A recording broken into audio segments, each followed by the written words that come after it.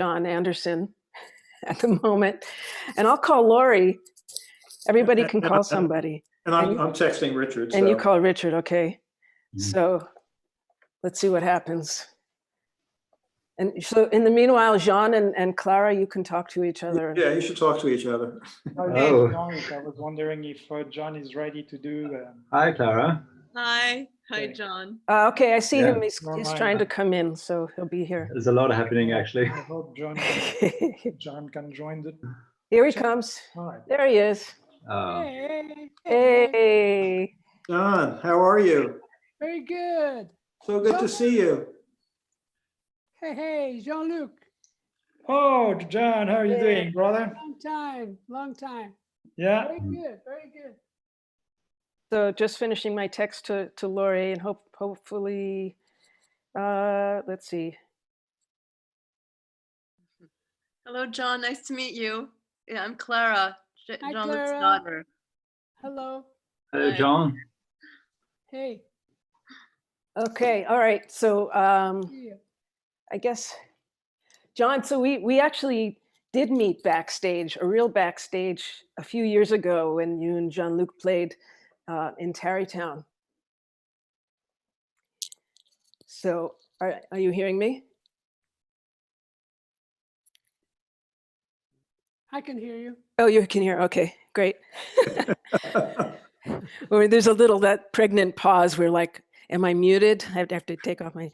So yeah, that was a wonderful show that you with the two of you did together with your band. Thank you. Yeah. Yeah. And that's when we got the H9, or did we get it before? Before at the beginning of the tour. Yeah. The H9. Yeah, I think so. Just around that time. Yeah. That was spring 2016, I think. Okay, so it was I did the H9. Yeah. How did that tour come about? I know both of you have played with lots of other musicians over the years. He's very careful. I've been sitting at home for 10 weeks now. We're in New Jersey and we've been hit pretty hard here. So I've been playing vinyl. I haven't been playing much vinyl. So I have, this album. I have, of course, this. Oh, really? Okay. I mean, I could keep doing this. I have so many records, so many albums. The 60s. I'm an old man. Yeah, all right. Yeah, Frank Zappa, man. He was Hi, like, Richard. Well, Frank Zappa, is this the first time you played with Frank Zappa? John? Which album is that? Hot Rats. What happened is I had my first recording contract with an American label in '68 with the World Pacific Jazz in Los Angeles. And it's my record producer, Dick Buck, who was the owner and founder of the label, who got the idea after I did a couple of albums for the label. I guess he could feel I could appeal to the rock world. I don't know how he got this weird idea. I was such a pure jazz musician. And he said, how about Zappa? I heard he was interested in doing some collaboration with a jazz musician or do a jazz album himself. So he called him up and asked Frank if he would be interested to produce my next album. And he played just something I just had recorded, and Frank said yes immediately. So that album, Frank arranged his music, for this instrumental jazz album I did called King Kong, the one you showed before. King Kong. But at that time, Frank said, I'm in the studio recording an album with my band. Why don't you come, so we get to know each other better. So I stopped by the studios a couple of days later, and he was recording Hot Rats. So he gave me a chart melody, written melody, which I played, and that was it. 2 weeks later, we were in the studio to record my album, King Kong. But that's how I appeared. You're right. The first Zappa Right. album I appeared on Yeah. was Hot Tracks. It must be a Camel. And did you play his chart exactly?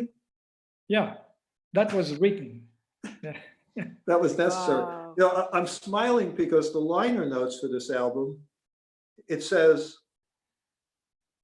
now this is the 60s, just as it mirrors the growing unification of all musics, the Ponty Zappa fusion shows that if you team a freaky French fiddler from over there with a master of the bizarre and the guitar from over here, what might seem to invite double jeopardy produces double genius. Oh, Wow. wow. Look Oh. at that. Bravo, bravo. Yeah. Great liner notes. Great line. I had So, to- hey, Richard, how are you? Hey, so Hello, I'm Richard. going to take the opportunity now that I think we're all here. Lori, fingers crossed that, Lori, she was having internet problems last week. So hopefully she'll maybe drive by a library and get internet there. And I know she's out of the city. So, but I just want to, say how awesome it is to have this virtual backstage. And just before we go on, I wanted to show you, we are literally backstage at Carnegie Hall right here. Oh, good. And that, in fact, that's Philip Glass. That's waiting. That was taken just this year at the Tibet House benefit concert. Well, you So know we how are to- literally yeah. backstage at Carnegie Hall. And so, the whole how to get thought to of this Carnegie was Hall. just to bring some people that I love and admire and have been so influential and different connections together and have this chat, because some of the best conversations have happened just backstage before musicians go on to the stage. So I thought, talk a little bit about that, and those of us that know each other, maybe, do some recollections of stories, or maybe Jon and Jon can talk about how you met and decided to form your partnership, and then we'll, sort of go around and see how everybody's connected, because I think we're all sort of 6 degrees of separation from Eventide or somehow. But and Clara, want to hear about how it was growing up with your dad. And Okay. so lots of questions, and I think and Jon. So how many people are in Paris? 3. No, Jon Anderson, I you're not in wish, Paris. I wish. No, Where are you? no. Oh, In my heart. thank you. So, all right. So maybe let's start with Jon and Jon, and how did you all meet and decide? And somewhere in the middle, let's also see where you would have been if we weren't all here right now.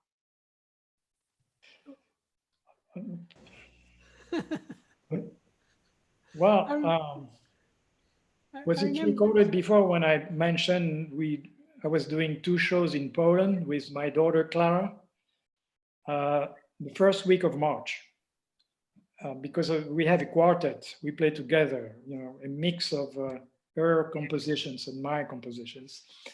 And so we were lucky to do these 2 shows, because right after all the concerts were canceled in Europe and worldwide, I guess. So, and then I came back to Paris, and I thought I would just hang a little bit and go back to California late March.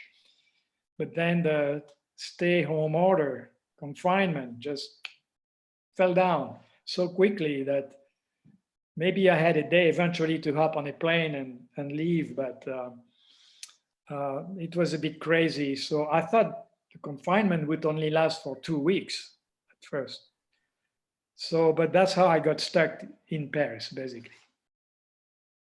Yeah. And Jon, what would you have been doing? Oh, I was going on tour with a bunch of young teenagers. It's called the Academy of Rock.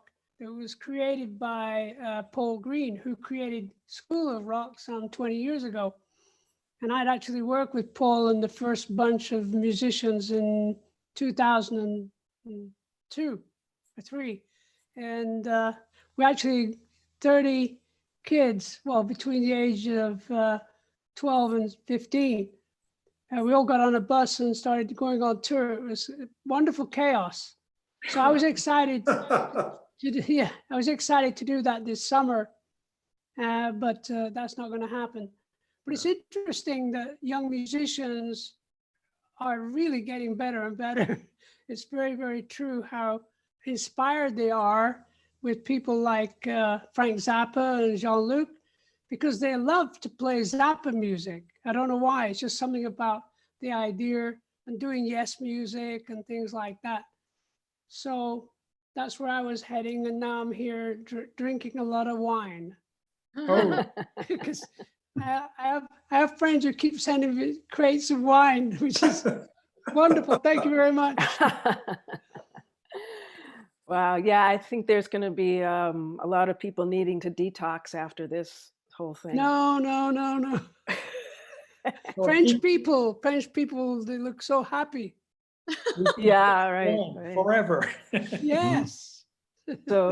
So, and Clara, how about you? How you doing? I'm doing well. Oh, I was supposed to release my next album, a vocal album called Face to the Sun. So I was looking forward to some concerts in May to promote it. And well, thankfully, my father and I were able to do our couple quartet concerts right before the confinement. So I took advantage of this time to rekindle with writing some new music and doing a lot of Bach preludes to keep me sane. You know, I went back to my Bach studies. Yeah, Back to Bach. Very Yeah. good. Bach. Yeah, that was great. So I feel good. I feel resourced. I feel rejuvenated. Well, good. So And good. yeah, and your music is beautiful. I've been getting to know it, listening to it some Thank you. more, getting to know your stuff. I've been playing some Bach works. I know. I have to do your crab cannon on the rose petal. I will do that. Oh, Play it forward, and then it will magically reverse itself. Yes. Yeah, I've been doing some Bach. I have a Facebook, Violas on the Verge, and there's the Bach Brandenburg Concerto No. 6, which is for 2 violas. No joke, 2 violas and continuo. So I'm mixing it in with Burning Down the House, and it's going to be burning down the Bach. excellent. Just you got to keep viola players out of trouble. So that's the only way I could figure it out. So and Jean, how you doing? You've got a nice lighting zone going on there. Oh, Do yeah. I? Nice background there. Oh, it's just a curtain, right? With 2 lights. I'm good. Just slow down a little bit, but I'm fortunate enough to, work a lot with emails and phone and remotely, so it's okay. I don't. And you're a complain. guitar player? No, I'm a singer originally. You're a but, singer. yeah. But, Jon Anderson is in the room, so I won't brag anything about it. Uh-huh. Yeah. No, we all sing. Everybody sings. Yeah, I agree. In the shower. Yeah, everybody sings. Far away. Yeah. There's a joy about it. Yeah. Oh, of course. Now, if you ask young children, a grade school class, 7, 8 years old, does anyone sing? They all raise their hand. Mm-hmm. Yeah. If you do that Yeah. in middle school, teenagers, does anyone sing? None of them raise their hands. Yeah. It's a very sad Yeah. state of affairs. That's the inhibition factor is taking over everybody, telling them, no, don't do that, and you sound awful, and so yeah. Yeah, I understand. That needs to be counterbalanced. Yeah, they get self-conscious at that age. When they're kids, they don't care. And then when you get to be my age, you're no longer so You don't care anymore. self- Yeah, well, you know the joke, right? I tell this at all my events that I do. The fastest way to get a classical musician to stop playing is tell them to improvise. Wow. Ooh. Mm, Works every well, time. yeah. So And that's we haven't. Richard, how's the chocolate going? I don't know that we're here to tell chocolate stories, but I can certainly tell you about a amazing post-Easter sale from Lindt, Oh, but it's too late. I got mine. oh You got no. you got your bunnies? I got a few bunnies from Walgreen at 80% off, but they also had some chocolate eggs that were specifically for Easter. I think it's probably 80% off as well, but they came in bulk, and bulk is good, especially now, when it's hard to shop. So okay, so I'm gonna regress back to the opening because I was talking a lot. So Jean-Luc and John, maybe give us a little insight into how you met or how you decided to do your collaboration. Well, I'll mention a little bit about I have a musical friend called Richard, who we were writing songs together, and he kept talking about Jean-Luc Ponty would play on this piece of music we did, and I'd say, "Have you got his phone number? Because I can speak to Jean-Luc Ponty. That'd be very nice." I think we'd met a couple of times years ago, but I was always a major fan of his work, and so I just got in touch, and we met in the mountains in Colorado to record together a show. Let's put a show together. I mean, this is about 5-6 years ago, I think. Is that right, Jean-Luc? 2014. Yeah, there you go. And I just had this crazy idea. If we get together with these musicians that work with him, and we put a show together like you do, didn't think twice about the idea so much. And then, we went on the road, and wherever we went, the audiences just loved what we did. And very much like the world that we work in, musicians, that things don't always go exactly the way you want. You have a big dream, but I could always stand on stage and look to my right and see Jean-Luc playing unbelievable, to me, beautiful, unbelievable music. I think we were doing a dedication to an old friend of mine who just passed away, Chris Squire, bass player with Yes. I said, we'll do this song now, but this is a song for Chris. He's watching from above or over there. It doesn't matter, somewhere. And there was this piece in the middle of the song. I forgot what song it was, but I'd sing this song, and then I say, in rehearsal, I just say, Jean-Luc, go for it. And Jean-Luc would go off on this beautiful tangent, musical tangent, and it was like a miracle for me to hear it every night, getting better and better. I didn't know how he could get so much better. But the musicians he works with are fabulous people, I must say that. So I feel very blessed to have worked with you, Jean-Luc. Well, me too. Thank you, John. I felt the same way. The first time we met was a long time in the 70s. I was with the Mahavishnu Orchestra, John McLaughlin's band. Oh boy. And we opened for Yes, for you guys. Wow. We did 2 shows in Texas, and maybe Dallas, Houston. Yeah. And then in Los Angeles, I was signed to Atlantic Records and went to a meeting there, to their office on Sunset Boulevard. And as I came out, John, you walked in. And so we just started talking, and I admired your talent as a songwriter, very creative. And you said, maybe you should do something together someday. Oh yeah. Oh, that's a good idea, but then each of us went our ways for years. And then indeed, I got a call 6 years ago, and we finally did it. So, and I told you, it's too bad we didn't do that. Oh yeah, because when we started talking about doing a project together. The next day you improvised some singing melody on one of my songs on Mirage. Yeah. And you sent it to me by email, by internet. And when I heard it, I said, my God, this is fantastic. This works so great. Yeah, let's go for it. And I said, it's too bad we didn't do it sooner. And that's how you came up with, well, Better Late Than Never, which True. we use as the title for the album. Very true. Very true. Wow.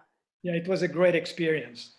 For Yeah. me, it was, I had never, I've done many collaborations, but never with a singer, really. And this type of creative arranging and production. And so it was a fantastic experience. I always remember playing up in Montreal. The audience just went crazy for the band. Oh, Something about that night, I remember it quite vividly. That Quebec City too. Quebec City as well. The audiences just loved your work and the musicianship. Everybody could hear the musicianship. Where sometimes you go and play, around America, and you play in a show, and everybody's sort of centering in on me or you or me and you, where the musicians are really, really happening. And it was so well received in Canada. I appreciated that very much. There's a question coming And in. while you're reading that, Martha, Okay. I'll continue to do show and tells, okay? Okay. So Mirage is on this Oh. LP. Whoa! Is that me? Yeah, I don't right. know. And and just and a young Chris and a young John. Yeah. Wow. If you hold it up a little bit, the cover, you'll see there's a white thing on there. You see the white thing by the floor? That's Tony Kaye's broken foot. Oh, wow. Not many people know that. We Well- actually had a car crash 2 days earlier. Oh no. And he Well, broke his foot. John, a few more people will know it now. Yeah, that's for sure. Okay, so the question is the arrangement picture. for the. Oh, what are you showing me? I'm wondering if John recognizes that. I'm looking. Roger Dean. It's a Roger Dean. Yeah. Did you have any special relationship with that particular picture? No idea. Aha, okay. Tell us. Tell me the truth. You sent that to me about 40 some years ago. I did. You did. Hi, well, that's amazing. You I don't know how your memory's doing on stuff like this. Oh, but I was making Elias. I remember now. that's Sorry. it. Elias of Sun Hillo. Yeah. An album that has been growing on me for a long time. Yeah, it's a lovely album idea. Very interesting. Yeah. Well, I remember you're explaining the idea of it, and I was thinking, I've read a lot of science fiction, and that one's different. Very true. But that brings back some really interesting memories for me. This is about 73, 74, I think. Yeah, 74. And You came to London. say again? You came to London? Yeah, and I had a special burden with me, Tony's harmonizer prototype. That's it. Wow. With the keyboard, and that was the first use of that product. Wasn't quite the product then, Right. ever, Right. and it was a really interesting album, and I remember that visit to this day, unsurprisingly. It was the first and only use of that prototype. And for good reason. I don't think it made it. I'm not sure it survived the trip back. I don't think it survived the trip back. No. Yeah. But I was always very grateful, to be able to use it, because, it was very, electronic music at that time. I was studying a guy called Ilan Mimaroglu, quite famous electronic musician at that time in the 60s and then into the 70s. And to be able to manufacture sounds that really hadn't been heard before. And it was a very magical experience for me. Hey, Claire. Yeah. So, okay, can I read this question now, Tony? Of course, yes. This is interactive. Okay, I know we're talking amongst ourselves, but somebody in the audience asked a question. Well, you know, Richard and I are fans. We can't help ourselves, so. I know. Well, yeah, we all. I'm I'm gonna- All right. No, before you ask that question, I should say one other thing. And that is at the very, very, very beginning of Eventide, we were in a rat-infested basement, and and you know, we were all beavering away in these small rooms with surplus components, and the constant soundtrack, which was being played, I think it was on WNEW at the time, a progressive, I don't know what they called it at the time. The constant soundtrack was the Close to the Edge Close to album. the edge. Amazing. Oh, boy. Right. On and on and on. And we still love it, or at least I do.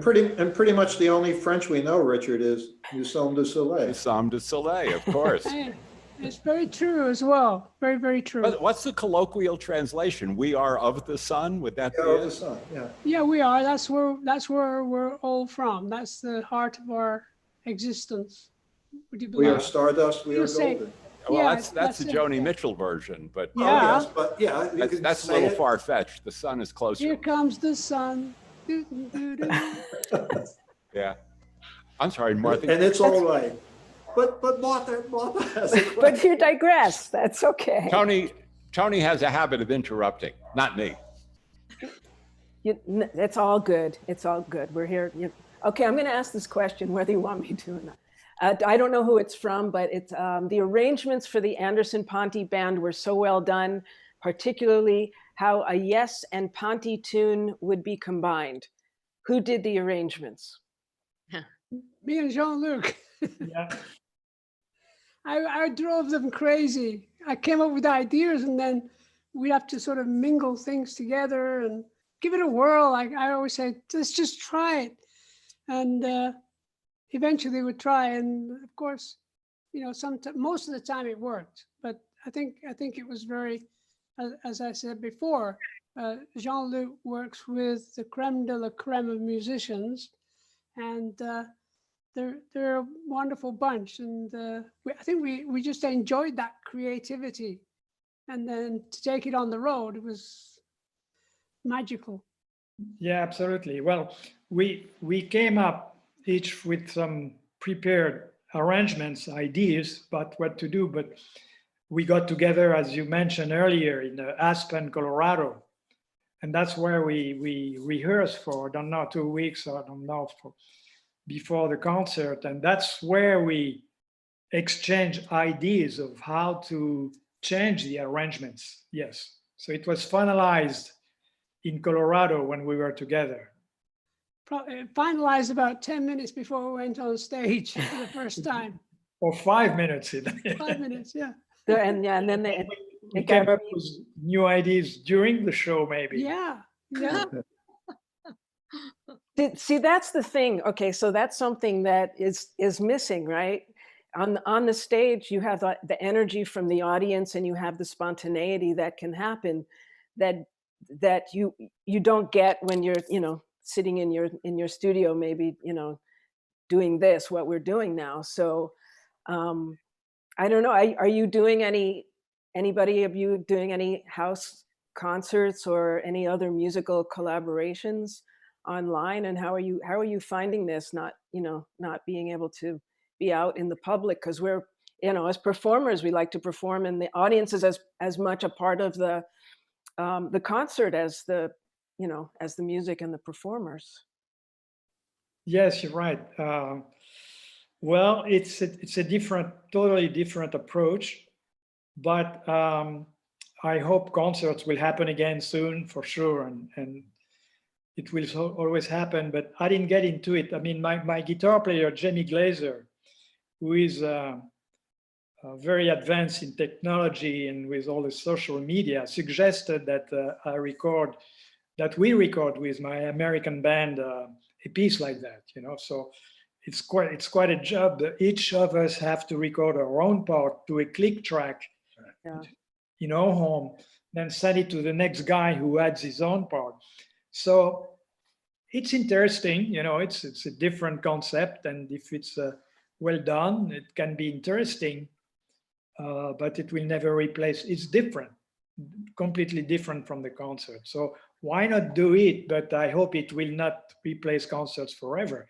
Clara just did one that was interesting with her bass player, right? Yeah, Nathaniel Malnouri. Yeah, I just did one in duo, and that was great fun. Yeah, recording it here at home. So it was meager means, and then the bass player I work with did his part, and then we just combined it with a video technician. Yeah, called Jubilation, one of my compositions. Lovely. Was your Yeah. bass player with you? What is that? The bass player was in the room?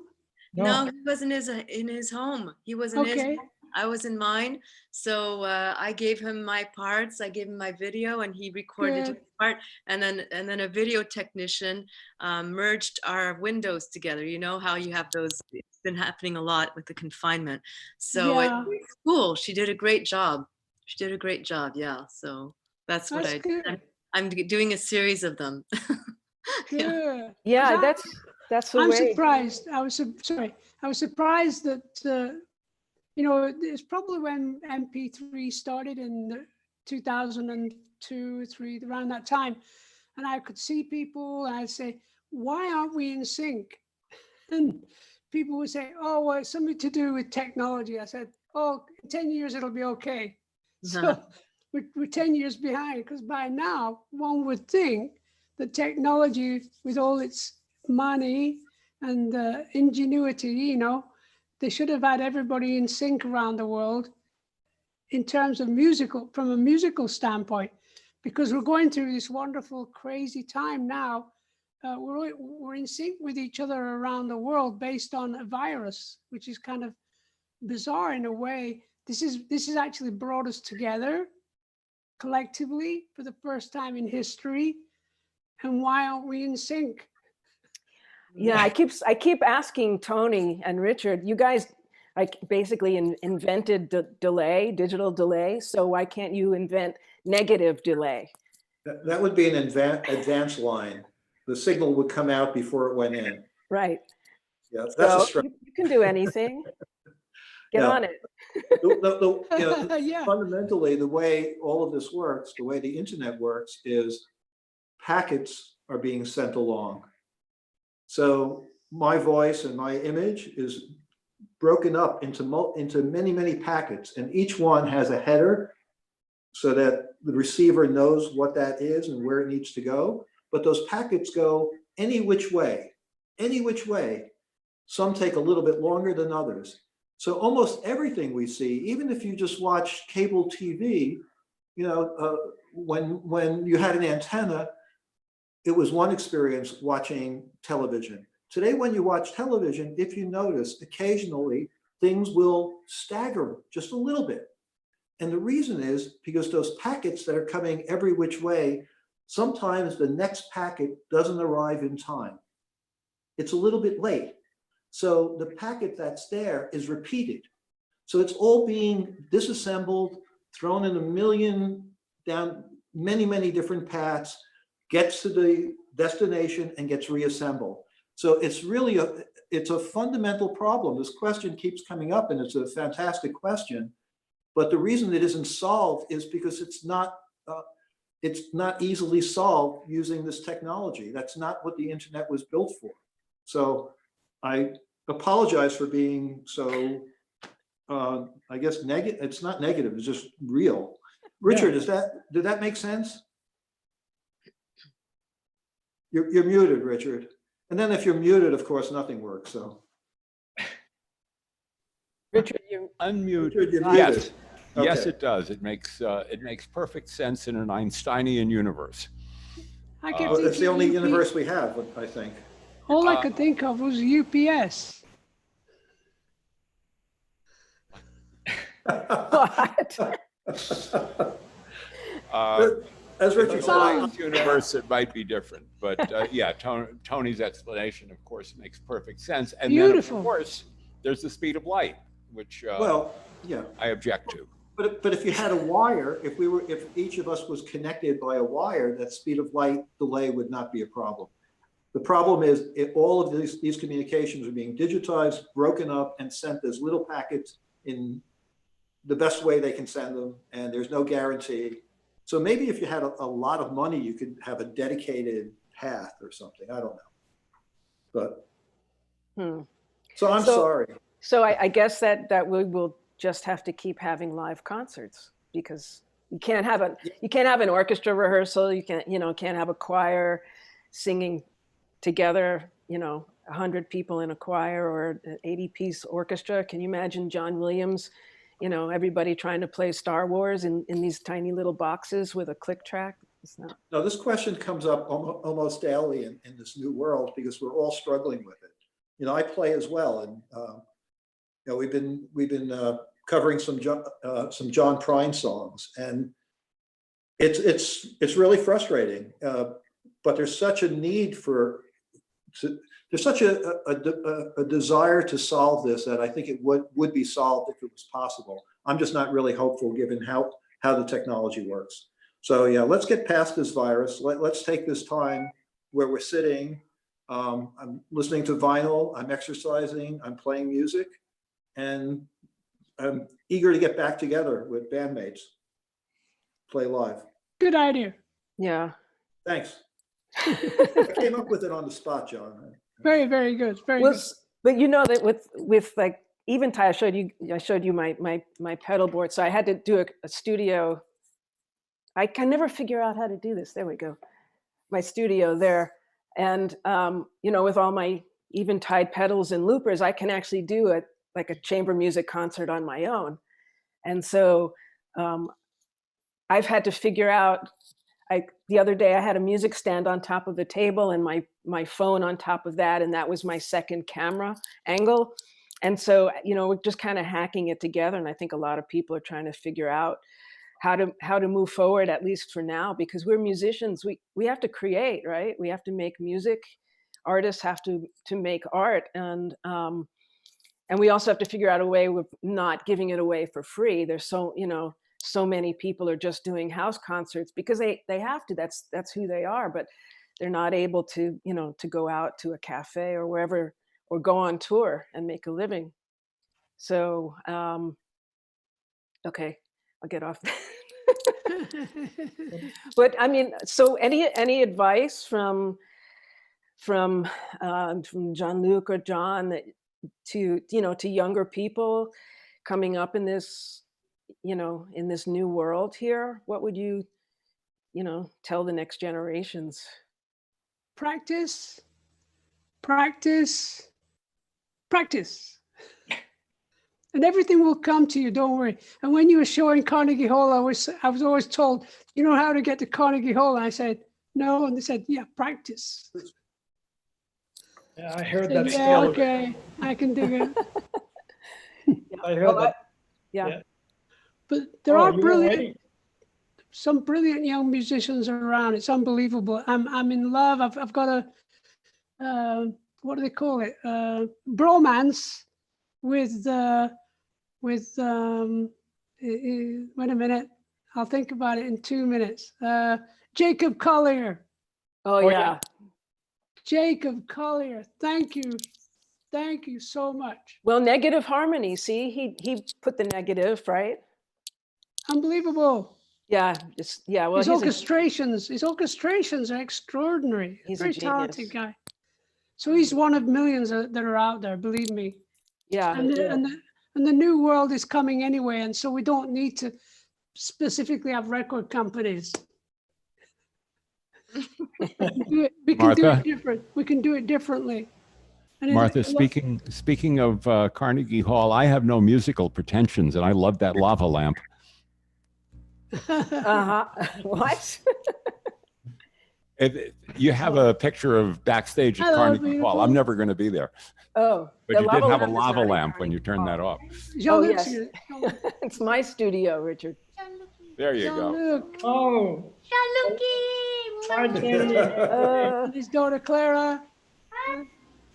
Hi. Janie. Hi, Janie. Woo! So, Yeah, there are very, very talented young people indeed. And, people ask me sometimes that question, what kind of advice would you give to young musicians? And I say, if I had listened to advices I got when I was young, I would have had the career I had.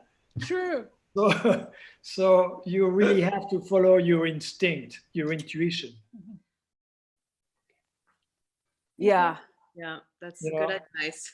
Yeah, best is to follow your intuition. yeah. So, and Clara, when did you decide? I guess it was in your genes. It's a genetic disposition to be a musician. Third generation, I guess it is in the genes. No. Well, I remember practicing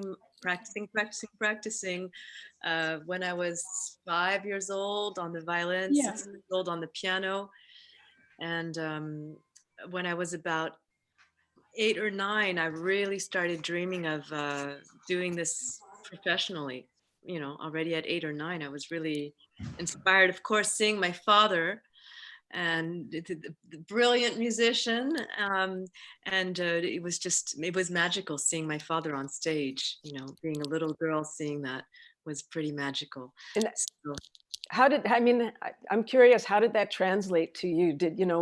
Was he just daddy, like performing in front of a lot of people, or could you make that transition between daddy at home and Jean-Luc Ponty performing on stage in front of, well, when I was very young, it was just daddy all the time, to a point where I did a little bit of a faux pas. We'd be backstage, my sister and I, and we'd be dancing, and the audience could see us. We were behind the curtain. We weren't really aware of the fact that it was Jean-Luc Ponty show.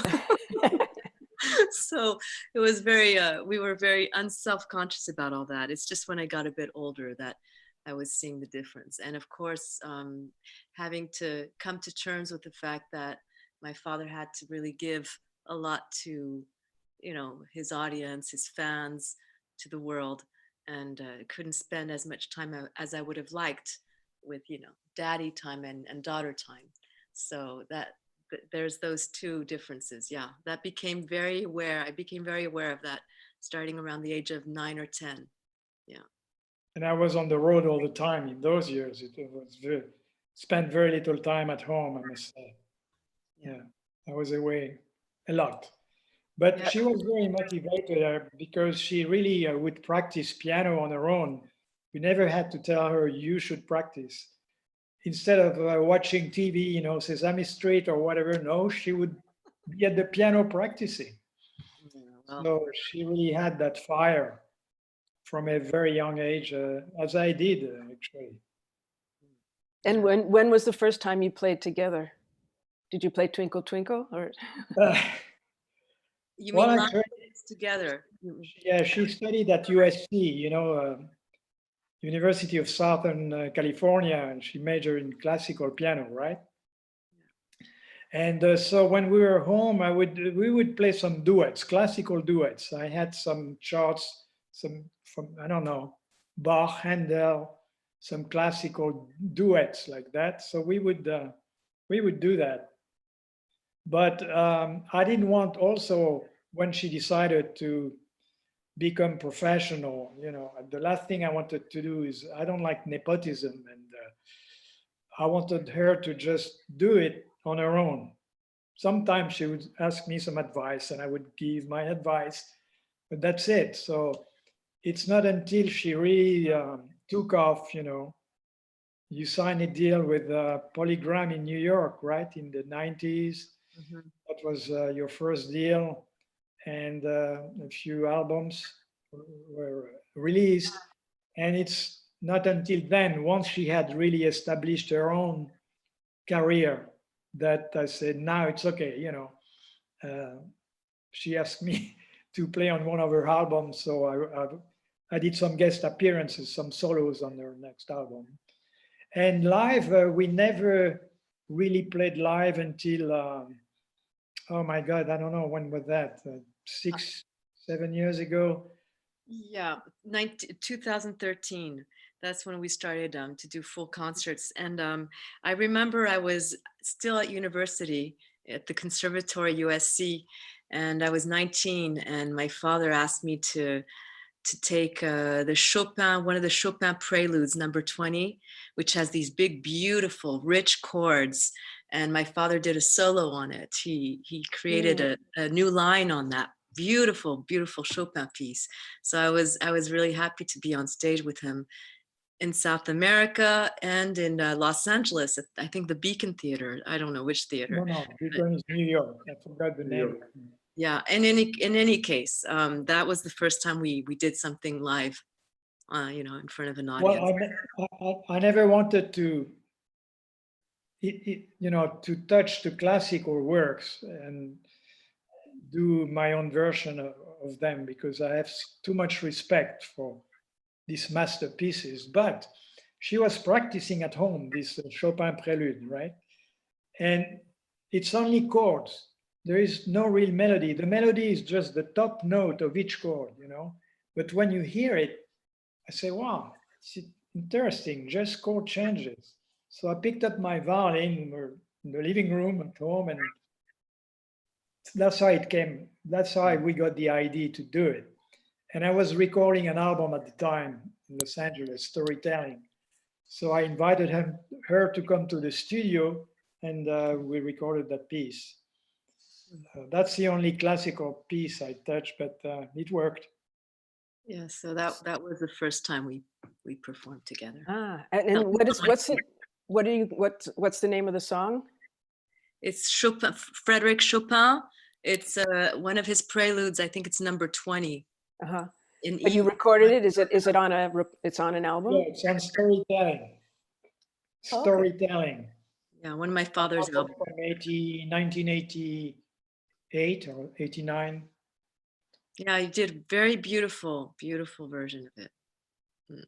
I'm going to go back and look and listen to it. It's nice. Yeah. So I was almost going to get my my Barkasberry 5-string violin, because that was how I first encountered Jean-Luc Ponty. When I was in high school, somebody gave me his album, A Taste for Passion. I don't know where everything is right now, but I made my parents the next week go and drive me into the city to Manny's on 48th Street, which doesn't exist anymore. No? And I still have that Okay. somewhere in my collection. Yeah, the blue violin. Yes, the blue violin. And 5-string. The 5-string, yeah. Wow. I'll find it and I'll dust it off and I'll take a picture for you. Yeah. So we do have a few more questions going back to few people have asked about if they can expect any more Jean-Luc Ponty and Jon Anderson music. Well, Not to put you on the spot, but to put you on the spot. well, not at this stage, because John is very busy, has a lot of projects, right? Yeah, I'm happy to sing for you anytime. But and Whether it gets released is another thing. actually, I have a violin solo to do on something for a charity album. Sean McKee sent me, you know? Oh, Sean, yeah, Right. yeah. Oh boy. Yeah. I just wrote the song last week, and that'd be great to get you to play on it. Really excellent. Yeah, it sounds great. So It needs help. once in a while, we'll do a recording like that. Yeah. Yeah, I mean, people had been doing virtual recordings, but now I think people are really stepping up to the plate and realizing no matter what, you know, when things will open up at some point, I think it's just a matter of how. But I think now we'll know that we do have options. I mean, what I'd like to ask everybody, because I'm trying to always think of the silver lining in all of this, you know, and when you have, like they say, when you have lemons, make lemonade. And so I think, you know, I'm trying to find out how I can be a better person from having to, you know, to reconfigure my studio or reconfigure my career, basically. So I don't know, maybe we'll go around the room and ask everybody what you think. Where's the silver lining? Have you found a silver lining? It's not all doom and gloom, right? Help? No, no, no, no, no, no, no, no, no, no.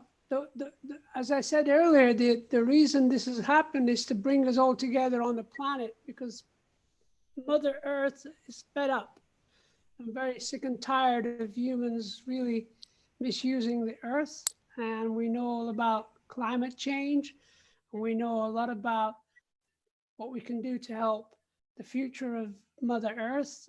Because if we don't take care of Mother Earth, then we're not going to be around much longer. That's the truth.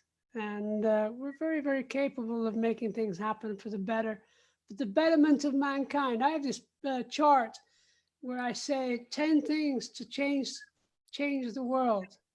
I should send it to you. It's kind of cool. First of all, we got to share the world. Sorry, I'm shouting now. Sorry.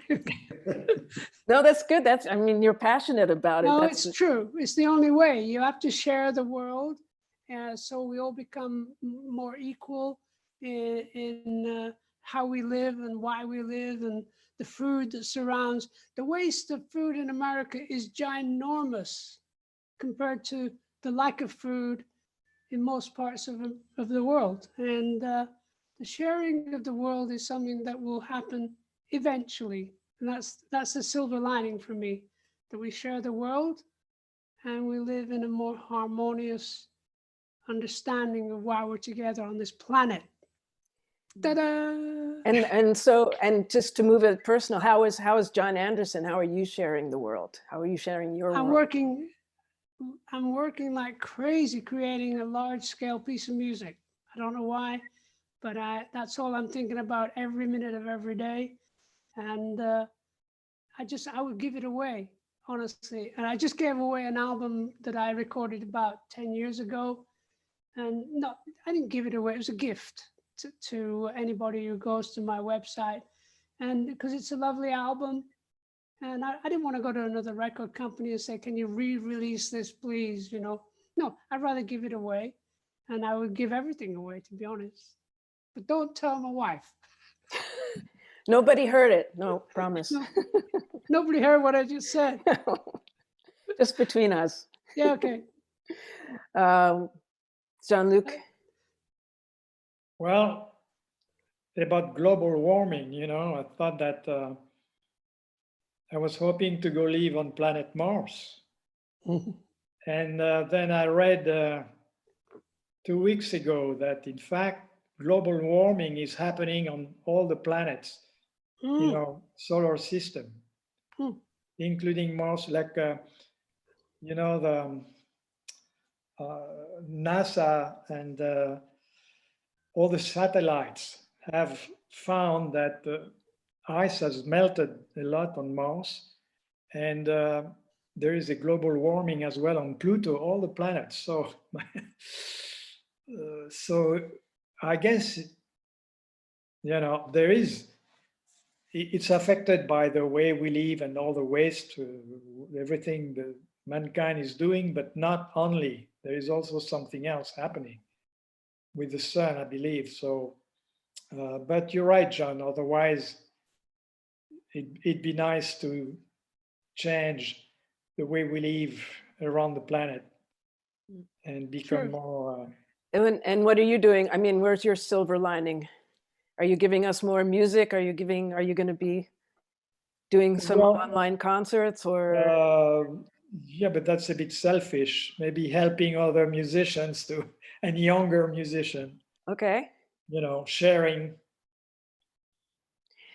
So yeah, I'm going to hold you to that. I'm starting a new program here at New Jersey City University, multi-style strings.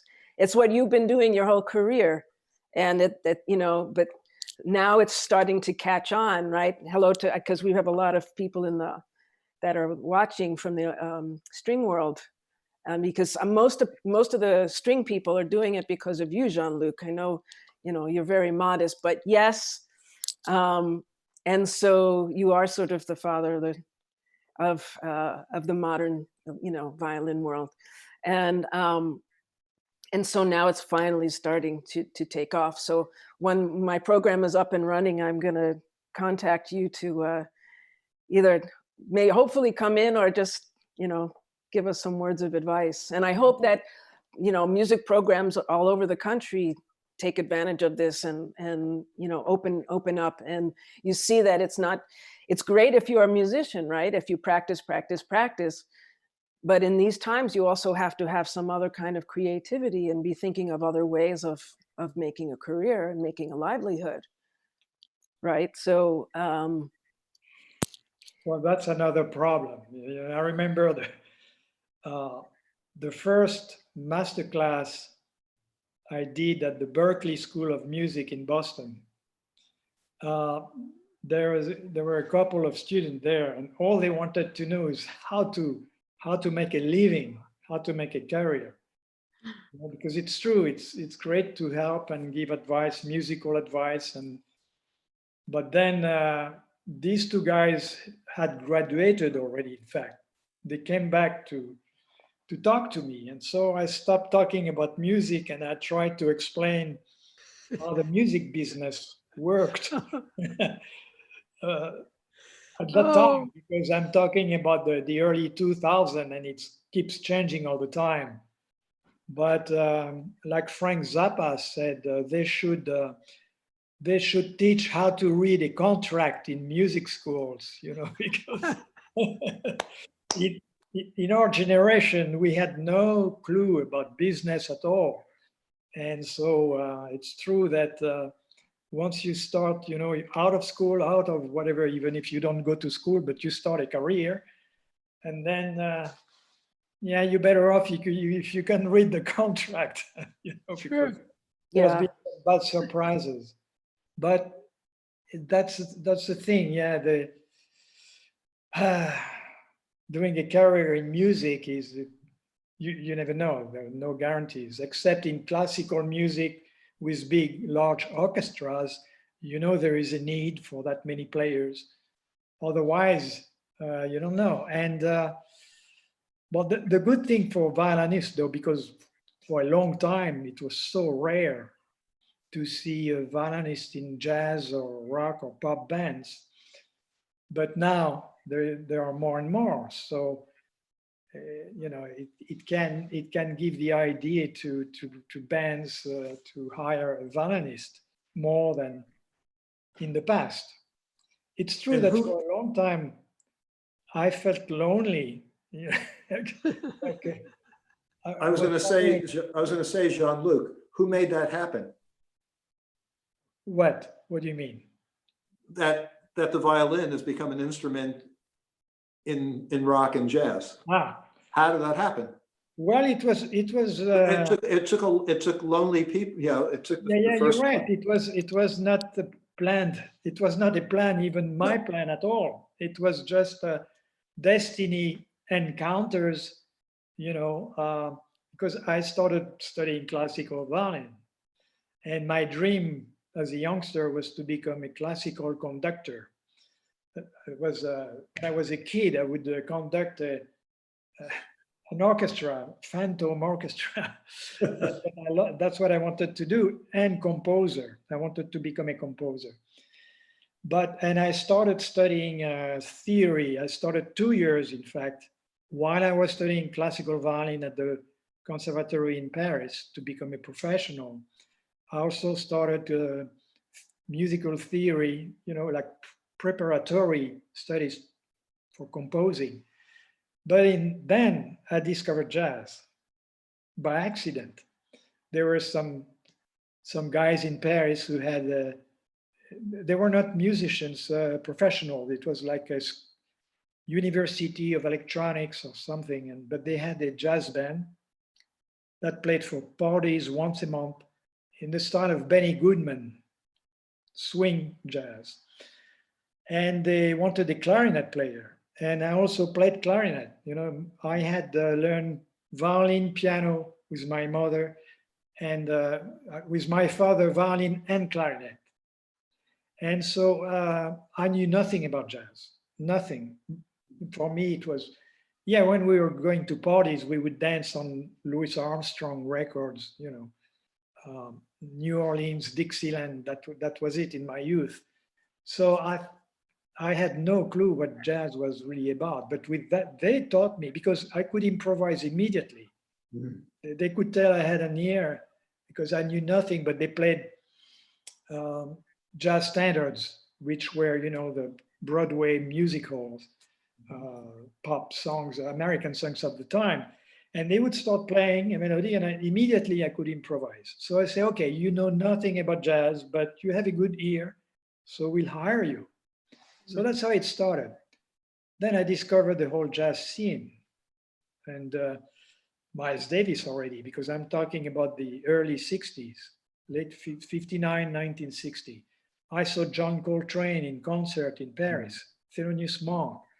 So modern jazz appealed to me so much because harmonically, I could hear what I'd heard with Debussy, Ravel, but in a new way, you know, with American rhythm.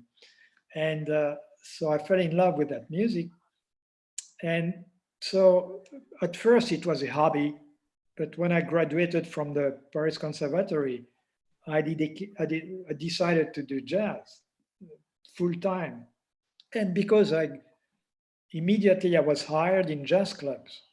So I became a jazz musician. For about 7 years, I played hard bop, you know, even avant-garde. And I switched to the violin because I had more technical abilities on the violin. And once I had finished the conservatory, I didn't have to care about playing Mozart anymore. I still love classical music, but I could play another style of music on violin. But because I had started playing jazz with clarinet, I was used to play with drummers who would really, you know, play with energy. And violin didn't have enough volume as an acoustic instrument. So I looked immediately for amplification. And that gave me a different sound from the start. I said, wow, it's strange, but maybe I can, you know, I understood I could never reproduce a true acoustic traditional violin sound with the technology that was available in the 60s. You know, I had a D. Armand pickup put on the violin and a Fender or Ampeg amplifier. But I liked it somehow. It gave me a bigger, powerful sound like a sax, you know. I say, wow, so I'll never get the traditional sound, but maybe I should go somewhere else and get a new sound with that. And that attracted, because I was playing an electric instrument, it attracted the attention of rock musicians. Starting in France, I also met the guys from in London, what was the name? Soft Machine. Yeah. Yeah. You know, and in Germany to Wolfgang Danner, there were a few musicians in Germany starting to that fusion between jazz and rock. And then the story with Zappa, as I explained earlier, you know. So then I got to play with rock bands. I didn't expect it at all. But, you know, at the level of composers like Zappa and McLaughlin, it really opened my mind to something else. And then also I moved to California in 1973. I started going there to record albums in 68, 69, but we definitely moved to Los Angeles in 73. And while I was with Zappa and McLaughlin, and when I started my own band in 75, this was a time where all the great engineers in electronics like Todd Oberheim and you, Tony, you know, you would come up with the effects, sound effects. And so, in fact, I remember Tom Oberheim came to the rehearsal with Zappa and would bring his prototypes, you know, foot switches, you know, phase shifter, I don't forget what it was. And so I tried, since I had an electric instrument, I could plug in, like Frank would tell me, why don't you try this? So I would try, and that's how it opened in a whole new concept in my mind, you know. So I tried everything that was invented at the time. Distortion, wah-wah pedal, harmonizer a bit later on, you know, as well.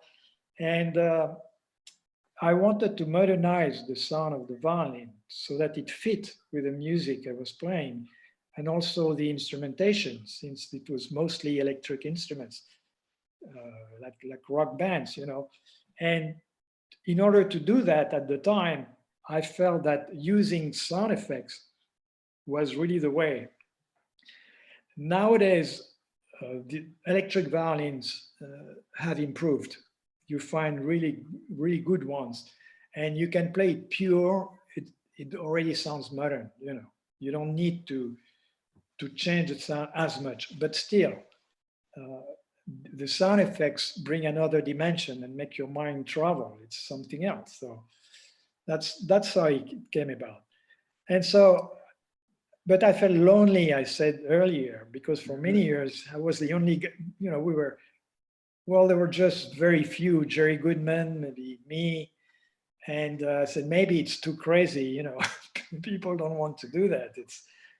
I don't know if I was right to go that far with it. But now with the younger generations, yeah, it's a reward for me to see that now my work is appreciated and there is a chain going on because they are interested to keep doing it. And with the technology of today, they are going to come up with new things. That's the beauty of it. So it will not stop with me. That's fantastic. No, but you led the way, my friend. Well, you know, you led the way. I mean, you're a pioneer. Yeah, well, I was so excited to have Laurie Anderson on too, because the two of you are coming from so many different worlds, but you know, both of you, I wouldn't have the voice I had without, you know, primarily Jean-Luc and Laurie, to know that you could do these things with these instruments. You know, Laurie was my God, very creative too. I went to see her show in Los Angeles in the early 90s. Alone on stage, right? One woman show with all the lights, right? Amazing. This woman? Here we go. Yeah, well, maybe we'll, you know, hopefully her internet will get settled and we'll have another reunion at some point. But Sorry, Stan, I'll call you back. get me on that. Martha, did you start on the electric violin? How did you, what is your background with that? I started on the viola, believe it or not. Mhm. Because in my school, my public school, when you know, they still had public school programs in New York City, because that's where I'm from, and there was orchestra teacher from the high school or the middle school came to my elementary school and started a string program. And he said, okay, who wants to play a violin? And everybody raised their hand, or the cello, because nobody knew what a viola was. So I said, okay, I think my lot in life is to always go the path that nobody else wants to go. So I actually started on viola, and it resonates with me. My teacher tried to get me to play violin at one point, and I handed it back to him like that because it just didn't resonate in my soul. But now I have 5 strings, so now I can go back and forth and get the best of both worlds. But thanks to Yamaha, they make me a special extended version of their violin, electric violin. Oh, cool. So it looks pretty and it sounds great, and it's a viola size. Yeah, the sound is good. Yeah, you tried it once. But also, you know, years ago, when I first started out, there were no viola players doing electric. It was Jean-Luc was the first one I ever heard, and then I discovered a few others, Noel Pointer and I'm drawing a blank right now, Didier Lockwood, that were, you know, combining jazz and other styles, and Turtle Island String Quartet, and then Kronos Quartet and Laurie. And I realized you can do so much with, you know, string instruments that we, you know, didn't think possible if you're just studying traditional music. So I don't know, John, what was your background? How did you learn music? Me? You? Little me. Me, well, you got to go back to the 50s because, you know, when I was around, I don't know, 10 years old, I was working on a local farm with my brother, and we would sing Everly Brothers songs all the time. And then we got into Elvis Presley and Buddy Holly and all that kind of thing. And at the beginning of the 60s, my brother had a band. And one day he just asked me, would I like to be in the band? We could do some Everly Brothers songs. And he could be Elvis Presley because he wanted to be Elvis Presley. And then in 1963, he had a big motorbike, my brother Tony. And we went to see the Beatles in just near Liverpool. And they had this song on the radio, Love Me Do. And so we went to Southport, which is just north of Liverpool. And we went into this hall, and there's about 500 people listening to this band. And at every end of every song, these girls would scream like crazy at the front, you know. But man, they were an incredible band. They were seriously such a good band. And that's what started me thinking, I want to be a Beatle. And like a million other guys who sang in their bands, you know, you just wanted to be a Beatle. And then you keep going, and you keep going. And like Jean-Luc says, you keep practicing your craft, stage presence and things like that. And that's when, towards the end of the 60s, the 60s was a very, very powerful musical world. As Jean-Luc mentioned, there's so much happening that created so much energy, musically speaking. And that's going to happen this year. This is another year of state of consciousness going to rise through music as it did in the 60s, and probably a lot of drugs as well. But sorry. But, you know, that from then on, I just wanted to keep going. And that's what I did. I just kept going and practice and meeting the right people at the right time. And like Jean-Luc, I was very interested, probably when I was about 21, I bought, you know, the Planet Suite, and got into, you know, symphonic music for a while, and then evolved, you know, in the 60s. Then the 70s came, and I was listening to Sibelius, and that blew my mind. So Stravinsky and Sibelius were my gods, and still are, you know, how they created that music. And I wanted to sort of inject that into the band, you know, like if you listen to early Yes music, whatever, there's that kind of energy going in and out of rock and roll, symphonic, rock and roll, kind of different styles of music and creating music. And I always thought I was too old to be a pop star. So why don't we just make really good music that inspires the people? And like you were mentioning about Close to the Edge, and that was the beginning of realizing that as a band, you could go on stage and perform for 20 minutes and not hear a pin drop, you know, and just capture their energy with music that was kind of pretty good. So I just kept going. I'm still going strong. So that's good. I'm very blessed to be a musician. Yeah. Yeah. With, you know, musicians just, they keep going until they fall off the stage. That's true. What else are you going to do? Well, for the most part, but I must say, John, I was very impressed, you know, how fast also you are to come up with ideas, and all the time, very creative all the time. Very blessed. Yeah. Yeah, that was very impressive. And your lyrics are wonderful. You must have been reading Tolkien or science fiction or.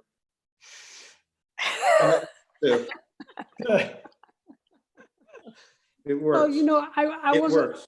I left school at 14, so I wasn't very schooled in the art of writing. So I would sing something and then try to understand what I was trying to sing about, and I'd write words down and think, oh well, that's interesting anyway. Whatever it is, I like it. It sounds good.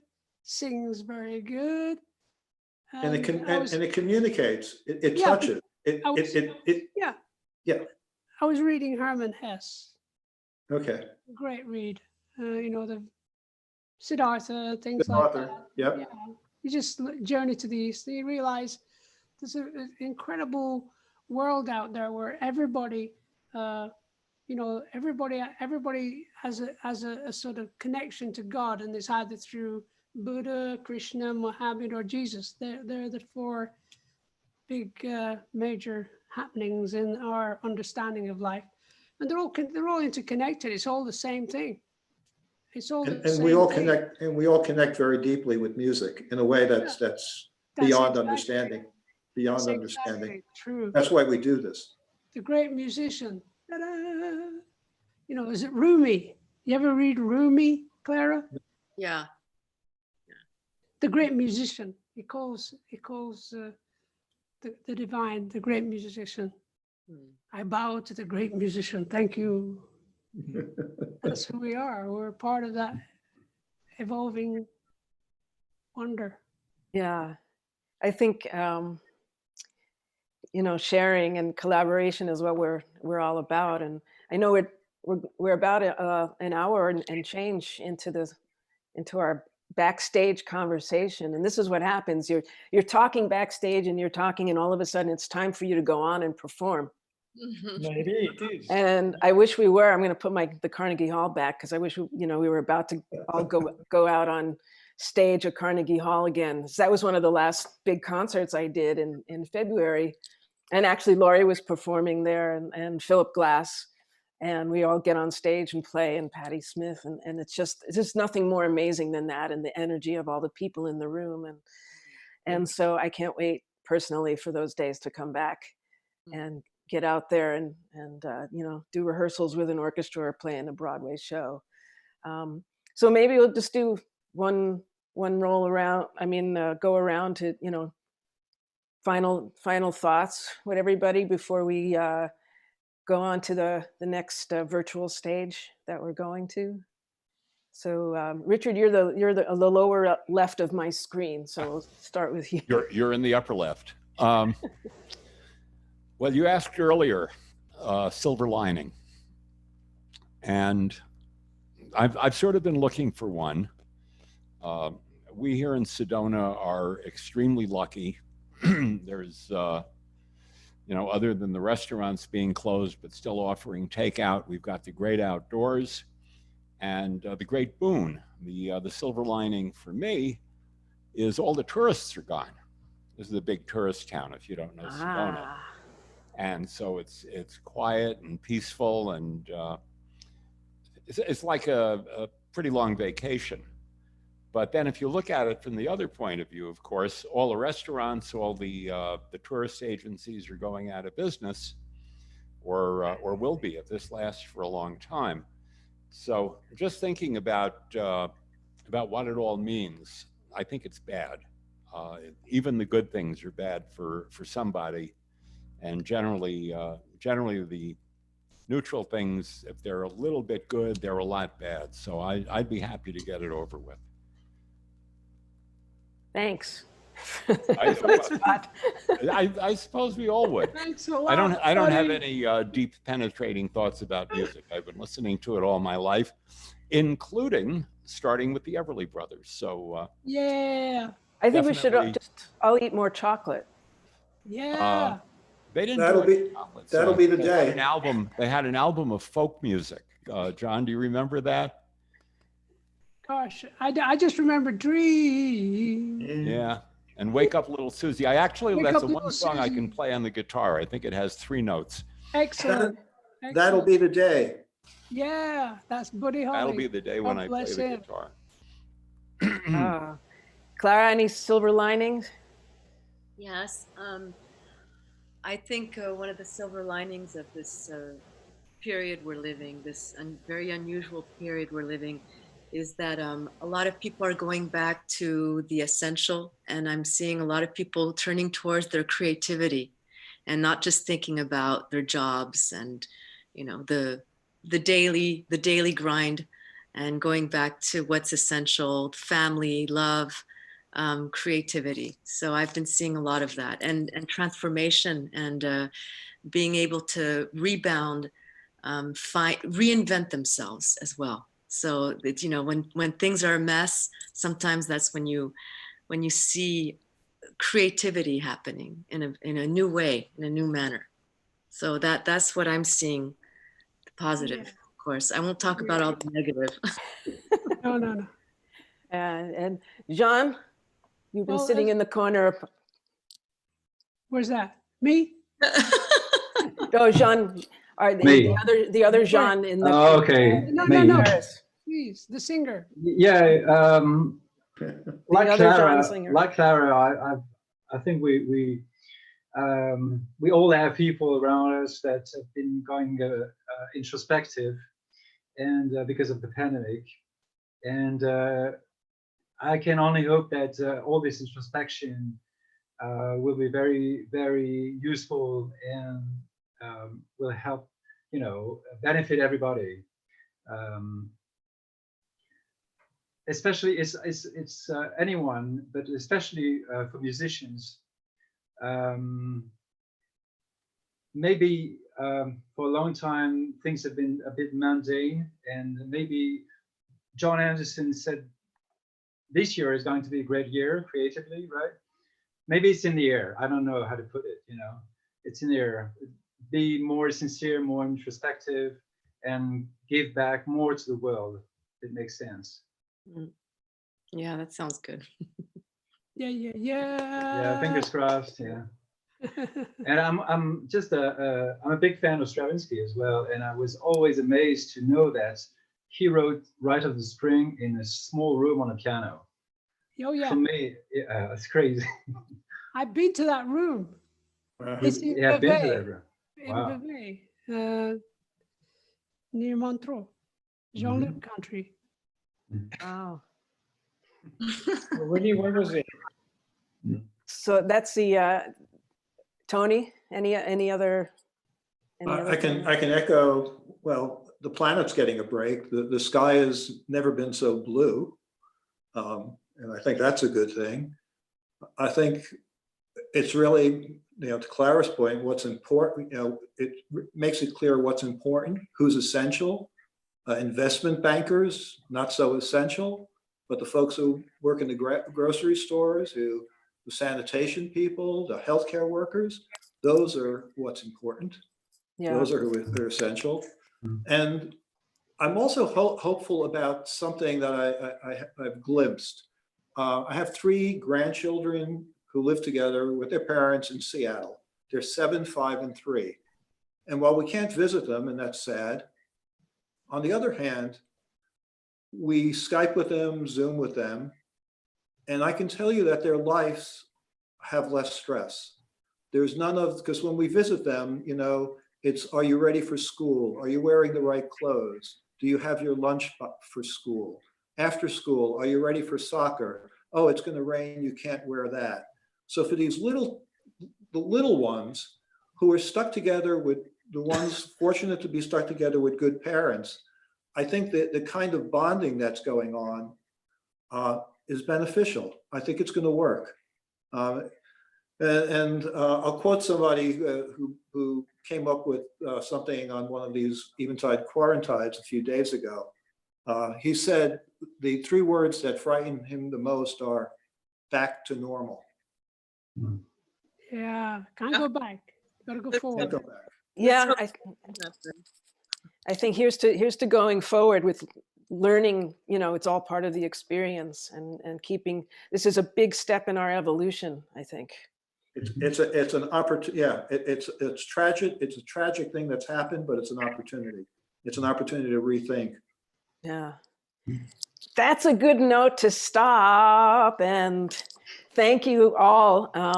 I think it's an hour and 20 minutes, and thanks for coming by and having this backstage chat. Martha, thank you for making this happen. Yeah, thank you, thanks a Martha. lot. Thank you. Oh, it just My pleasure. fills my soul, and let's do it again sometime. Yeah, yeah, yeah. Hopefully, and we'll look back on this and we'll have more silver linings. I hope to see lot all more of you in sunshine. person someday. Yeah, Clara, it was a pleasure to meet Thank you. It you. was a pleasure. Yes. Thank you for inviting you. me. Thank you. Nice to meet you, John. Thank you, Mm. Clara. And nice to meet you, all of you. All of you Yeah, guys. now Yeah, we- likewise. we've got some Facebook friends, so we're all good. We're in Very touch. good. Mm. We'll share Everybody stay our safe. creativity. Okay. Take care. So, let's see, Right. I'm gonna just make sure that James knows where. Jean-Luc, Yeah, John, take care of yourself. you too, man. All right. I hope to see you two on stage again. I never Yeah, got yeah, yeah, yeah. Yeah. And you on the, come that. Okay. All right. Okay. Bye-bye. Okay, Bye-bye. bye. on. Take care.